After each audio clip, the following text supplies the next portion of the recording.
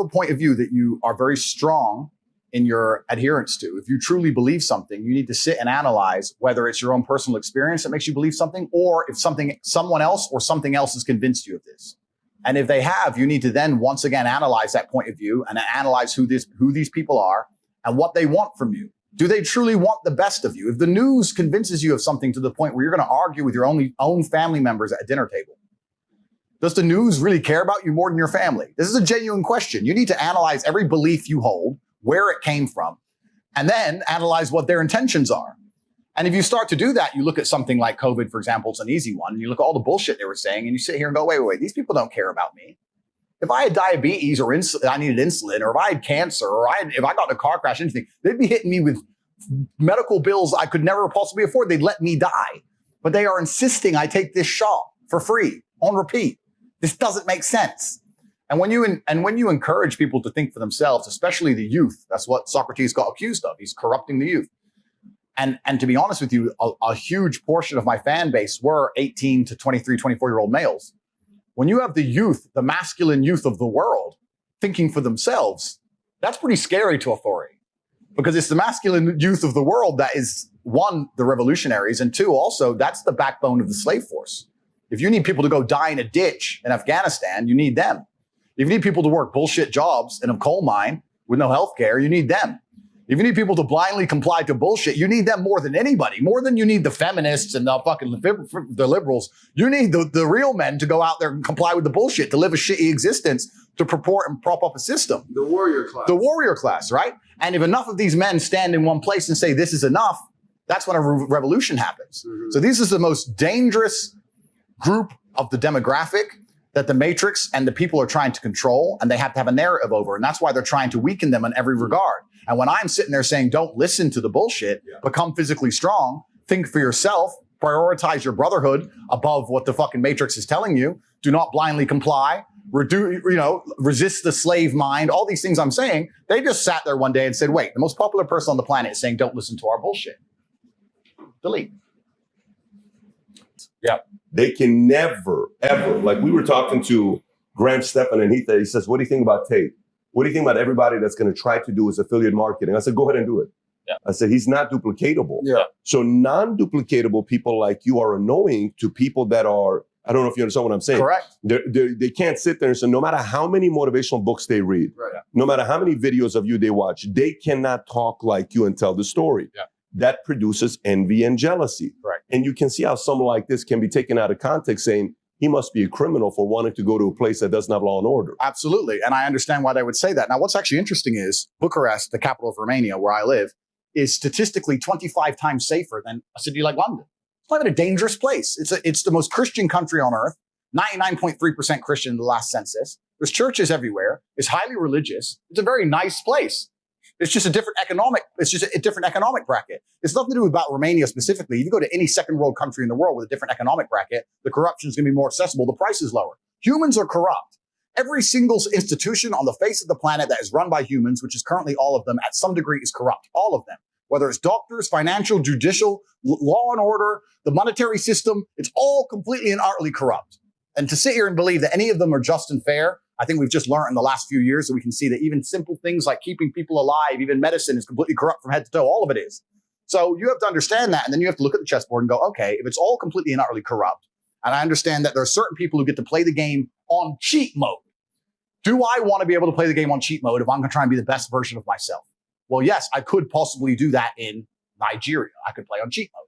I could possibly play on cheat mode in Croatia. I could possibly play on cheat mode here. Here, I have to stick to the rules. If I have to obey the rules of chess against a person who can move their pieces however they want, I'm going to be perpetually crushed for eternity.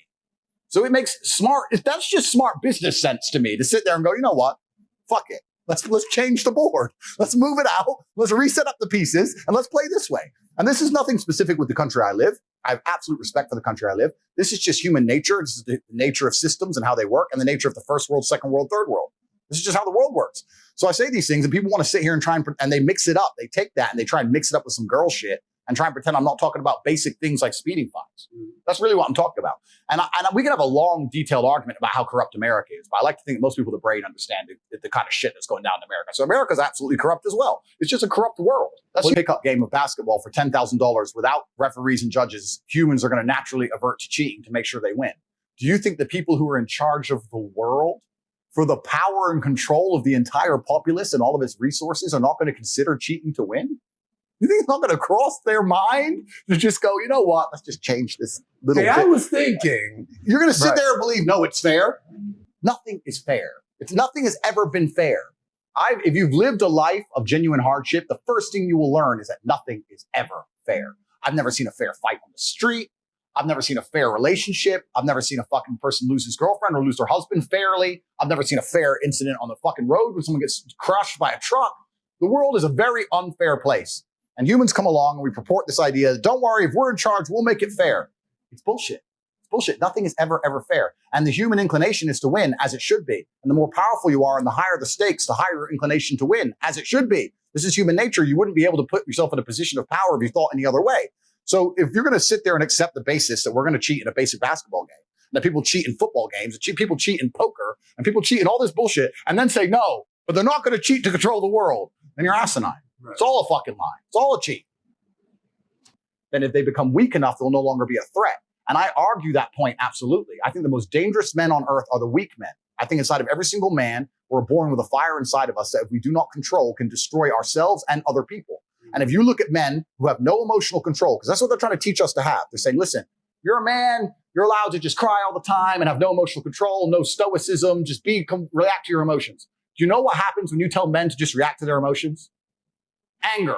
You have school shootings, you have rape, you have violence. That's what happens when you tell men to have no emotional control. These school shooters are kids with no emotional control. Rapists are men with no emotional control. Violence and the bullshit you see on the street are men with no emotional control. Telling men to not be stoic is going to create a breed of violent young men who have no emotional control, can't control their emotions, and act out on them. That is absolutely and utterly more dangerous to society than me coming along saying, listen, I don't give a fuck how you feel, young man. It doesn't matter how you feel. You have duties and you have responsibilities as an adult, and you must comply and act a certain way regardless of how you feel. That is better for society as a whole, especially as I'm only teaching the tenets of, listen, go to the gym anyway.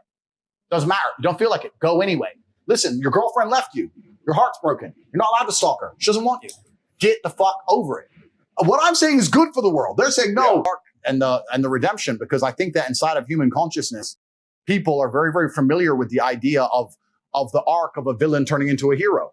It's in the Bible. It's in every superhero movie. The guy starts off bad. He's crazy. He's too bad. We don't want him. He's a maverick. He can't control him, blah, blah, blah. But towards the end, you're like, where's Batman? Where's Batman at? And it's going to take a matter of time before people realize, you know what? Tate was actually a good force for the youth. Perhaps he needs to create his message. Perhaps he needs to take his newfound fame on board and change the way he says certain things. Agreed. I'm not infallible as an individual. But to sit here and say I'm dangerous and I must be deleted is disservice to all the men of the world. And then they're going to start printing articles talking about men's mental health. They don't give a fuck about men. They don't give a shit about the 18-year-old boy out there who can't get a girlfriend and is genuinely lonely. And the fucking sports star's fucking them all. I'm telling him what he has to do. I'm saying, listen, bro, of course the sports star's fucking them all. He's a G. You ain't shit. If you were a chick, would you choose you? Because I fucking wouldn't. So whose fault is that? The best thing about being a man is you get to build your character from the ground up. You're not born with any value. You're born as a blank slate.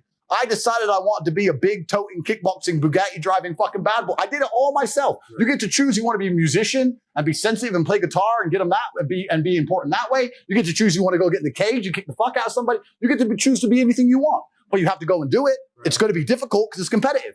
But that's the beauty of being a man, the blank slate. And I inspire men to look at themselves as a blank slate and go, you know what? I ain't shit now, but I can become anything I want. How could I possibly give up on myself? I say this. Tenacity. I say this all the time. I say the best things that ever happened to me are the worst things that ever happened to me. All the trauma and bullshit I've been through in my life are the best things that ever happened to me. Because as a man, if you've not had a difficult life, you cannot be good at being a man. Being a good man and being good at being a man, they're two slightly different things. But to be good at being a man, you need to have been through so much shit that when the Matrix deletes your entire life from the internet and starts lying about you at mass, and people start doing protests wanting you fucking hung, and they're looking for your family members, and reporters start calling every ex-girlfriend you've ever had, trying to convince them and bribe them to lie, to come out and say you're something you're not. When they're genuinely out to put you in jail, that you can sit there and be focused and stoic enough to go, you know what? Okay, what's the chessboard? What's going to happen? Who's trying to shoot me right now? Nobody. Okay, so it's better than it was a couple years ago. Okay, so X, Y, Z, and plan through it, right? You're never going to be capable as a man if you've not had trauma. The best men ever have had trauma. If you call a police officer, you need a brave police officer. He ain't going to be brave unless he's been through shit. Yeah. He's not going to be brave unless he's been through shit. So we also, as a society, sit and look at men and go, well, there's two kinds of society. There's the matrix society, but the true society, the true women with a brain, I want a man who's strong, who's supportive, who's intelligent, who financially provides, etc. Then you're going to want a man to some degree who's been through some shit. Yeah. And a man who's internalized it and used it as a weapon. And this is what I say to people. People email me their long lists of all the bad things that happened to them. And I reply, fantastic. You are so lucky. You have all the building blocks to become the exact kind of man you want to be. If none of this shit happened to you, when something else bad happens to you later, you wouldn't be able to deal with it. Fantastic. And he goes, no, but this. He replied again with more excuses. Said, why are you making excuses? I just told you what happened to you is a good thing. You need to reframe your mind. Bad things happened to Batman. They killed his parents. Do you understand? That's why he's Batman. You've just told me you have the building blocks to become you might become top G when I retire. Fantastic. What are you complaining about? He goes, well, what do? I said, you need to work. Take all that trauma. If you're truly heartbroken, my friend, and we've all been there as men, if you're truly heartbroken, you can't sleep. That means you're going to get in fantastic shape. You better hit the gym. You have nothing else to do. Stop watching YouTube. Stop emailing me. I want pictures of you in the gym. Get to fucking work. Heartbreak's a fantastic motivator, as is depression, as is sadness. Great. Look at what's pissing you off and make sure it never happens again. If you were jacked and rich as fuck, she probably wouldn't have left your ass. So get your shit together, right? So this is so important. Trauma is such an important part of being a man. And the Matrix talks of trying to say that trauma is terrible and avoid trauma, or if you get trauma, take a pill, and that's unrealistic. Trauma is going to happen to you, and you as a man need to internalize it, accept it, and weaponize it to become the best version of yourself you can be. And that requires mental strength and stoicism. It does not require, be more emotional. If you're more emotional, you're going to fall apart when shit happens. You're going to end up like Logan Paul, crying your eyes out on TV like a bitch. Me online, have their shit together. The men who hate me are fat. The men who've done the takedown videos of me are objectively unattractive individuals. I'm not trying to be insulting, just objectively obese, unattractive individuals, right? People who don't have their life together. It's the same even more with women. You can find 10 women who are sticking up for me, supporting me. They're all beauty queens. And then you find some girl sitting there, some troll sitting in the corner. Andrew's bad for women. So there's a lot to be said there, right? And hate always comes from below. It never comes from above. The people who have their lives together, whether male or female, love me. The people who have failed and they know that the failure is their own fault, and I'm a good mirror. I reflect their own failures at them. Oh yeah, of course they hate me. And that's what's happened here. What's most upsetting is as follows. This whole idea of protecting women and misogyny has been weaponized to attack someone they don't like. These people saying that we need to get him down because he's a misogynist, they don't give a fuck about women, these people. You think they care? There's some fat troll. There's some dude called Daz who made a takedown video of me who just came out actually on my last podcast. Turns out he was talking to a 13-year-old girl. So he's a fat pedophile. So there's a fat pedophile who did a video on YouTube about me saying that I'm dangerous for women. Got 10 million hits because he's objectively unattractive, saying that he cares about women, but he's a pedophile himself. He doesn't care about women. He's jealous of me. He's jealous of who I am and my lifestyle. So he's found something he can use to weaponize. If he can't make up that bullshit and attack me, how else can he attack me? Can't call me broke. Can't call me dumb. Can't call me stupid. Like, what can he call me? Well, he's better than me at everything. But if I take this and pretend to give a shit, he doesn't give a fuck. I build orphanages in Romania. I have a charity that rescues stray dogs. I take time out of my life replying to emails, saving people from suicide. What the fuck does this guy do for anybody? Nothing. But he's the good person because he gives a shit? No. He's using it as a vehicle to attack somebody who he knows is his superior in every single human metric that can be measured by modern science. And he dislikes me for it. All of this is just weaponized care. Oh, we care so much about, they don't care about fucking anything. They don't care about people. They just dislike me. And that's a very different thing. It's all been false from the beginning. I've seen through it all from the absolute beginning. It's a matrix attack. And like I said, I told you how it happens. YouTube strike, Meta, YouTube, media, Uber, Gmail, Discord, Skype, Twitch, boom, boom, boom, boom, boom. It's all a fucking coordinated hit piece. It's bullshit. Of you. How chauvinistic are you to sit and say that women do not have the independent thought to decide I am prepared to share the top G because of his qualities and accolades and financial capability, as opposed for you to sit here and say they're not allowed to think that. They have to think what we believe they should think, what the Matrix tells them they should think. There are plenty of beautiful women out there who will say, you know what? A man like him, he might do this and that on the side, but you know what? He's my man. There's women who will think that. They won't think it for a fucking loser, but they'll certainly think it at the top. When Chris Brown walks in the club and all the girls start screaming, do you think they're going, yes, he'll be loyal? Fuck no. He's Chris Brown. They don't give a shit because of his status. At a certain status of man, and I'm not saying that men should cheat, I'm not saying these things, I'm saying at a certain status of man, the idea of absolute exclusivity and absolute loyalty becomes less important to the female because of his other accolades. That's a fact. Every king, every sultan, read the Bible. Every warlord had a bunch of women. Why? Because he was the warlord. The fucking shit muncher didn't, but the warlord did. That's just the way the world's always been. That distinction, by the way. There is a distinction. It's just the top man. It's just the top. And I'm not saying that all men can do it, but that's also my message. I don't say to all men, have a bunch of girls. I don't say that. I say, you better become the fucking man. All I can tell you is what it's like up here and how I got here. If you're telling me you're adamant on staying down there, then don't cry that you're lonely, because I don't know that life. I can't tell you. So once again, I talk about 5 wives, 4 wives, whatever, etc. But these feminists who attack me saying he gets these women and he cheats on them. If a female decides she wants to be with me, assuming that's what I even do, I could be Mr. Monogamous for anyone fucking knows, right? Assuming that's what I do, that's her imperative. She's an adult. She can sit there and go, okay, my man's the big boss and he's with me 99% of the time, but I know if he goes to Moscow on a business trip, he's doing X, but he comes home to me and I'm driving a Bentley and I'm happy. That's her imperative. That's her prerogative. It's only the feminists and the fucking people who care so much about misogyny and love the women so much who come along and say women are not allowed to think for themselves. No, they're not allowed to accept that. They can accept whatever they want. Women are the gatekeepers. It's a free market and women are the gatekeepers. Women have all the choice. If they want to get a guy who doesn't fuck nothing else, they can go get some other guy. Women have all the options in the world. So if last week I was on my yacht in Croatia, there was me, my brother, and like 30 girls. All the girls were getting messages. Why are you there? I want to be here. I want to be on his plate. How arrogant and narcissistic must you be as a random individual, especially a male, a random unattractive male with no girlfriend, to message an attractive woman and tell her that what she's doing, she thinks wrong for being with me and my brother on a yacht, and that she should instead want him playing video games at home. What kind of level of delusion are you operating under to even believe that that's a paradigm of reality? And these are the people who dislike me, who then get exposed for being pedophiles like Dad's Black. So it's just absolutely insane. I'm sorry to keep rambling, but I want to talk about one more thing. I want to talk about one more thing because it's really important. They say I'm a threat to women, which is absolutely not the truth. It couldn't be further from the truth. And I want to say 2 things about that. I can't think of another person who reached fame as meteorically as me, who never had I've yet to have a single woman come out and accuse me of rape, sexual assault, try and get money from me. None. I have a long and varied history with females, and not a single one, despite I now have hundreds of millions of dollars, has come forward, now that I'm the most famous man in the world, despite the newspapers finding them online, finding exes I haven't spoken to for years, calling them and offering them 25 grand for a story, bribe, to turn on me. Not one of them has decided to turn on me and lie for money.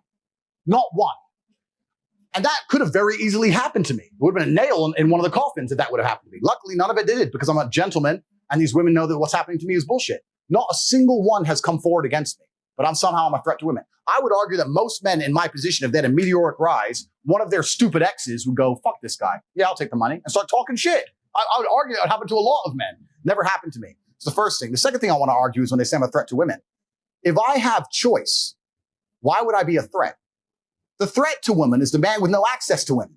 These people who want to do these videos, these unattractive, objectively unattractive, unsuccessful people who do takedown videos of me, who can't get a girlfriend, he's the guy who's going to be a dangerous to women. He's the creep. I have choices. If a girl says to me, I don't like you, no problem. Thank God, one less WhatsApp conversation. Goodbye. Have a nice life. Nice to meet you. Like, it doesn't matter to me, right? So the men who are successful with women are not the dangers. It's the men who are unsuccessful with women who are the dangers. So once again, the whole paradigm is shift. It's bullshit. I have no reason to hurt a female or rape a female or trick a female in any regard. Why would I do that?